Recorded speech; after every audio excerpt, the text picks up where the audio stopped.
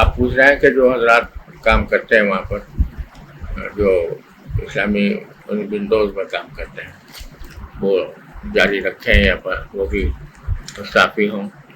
میں اس بارے میں کوئی حتمی فیصلہ تو نہیں کرتا، اور نہ کوئی میری طرف سے اس سلسلے میں کوئی حتمی ہدایت ہے.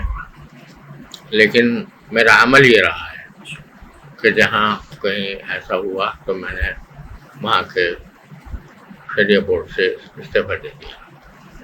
یہ واقعہ خیبر بینک میں پیش آیا. خیبر بینک پہلے فلی اسلامک تھا. جب انہوں نے اس کو محول کیا اور اس کو صرف ایک اسلامک ونڈو بنا دیا تو میں اس سے مستعفی ہو گیا.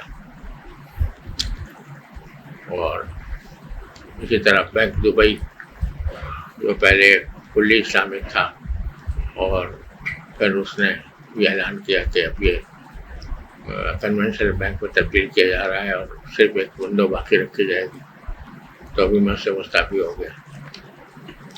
اور اسی طرح HSBC کے بارے میں جب میں پہلے شامل ہوا تھا تو میں نے یہ کہا تھا کہ یہ میری شمولیت اس وقت تک ہے جب تک کہ آپ اس کو وہ نہیں بنا دیتے ایک مستقل بینک، اسلامک بینک، فلی اسلامک بینک. تو جب انہوں نے اس سلسلے میں رات سے کام لیا تو میں نے اس وقت بھی اس سے استعفیٰ دے دیا.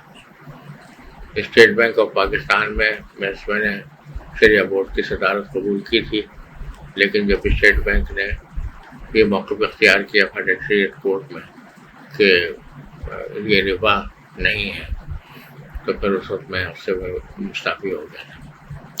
تو بہرحال لیکن ہر ایک کا اپنا اپنا فیصلہ ہے اپنے حالات کو مد نظر رکھتے ہوئے.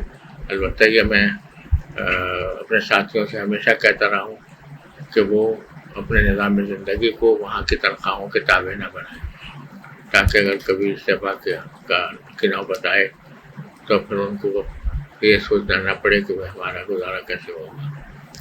تو یہ ہمیشہ میں کہتا رہا ہوں، اور خود الحمدللہ میرا عمل بھی اس پر رہا ہے کہ میں نے کبھی بھی اپنے نظام زندگی کو وہاں سے حاصل ہونے والے پیسوں پر موقوف نہیں رکھا. تو اس لیے الحمدللہ کبھی بھی کسی جگہ استعفیٰ دینے کی جہاں ضرورت پیش آئی تو مجھے استعفیٰ دینے میں 1 منٹ کا بھی تعامل نہیں ہوا، الحمدللہ.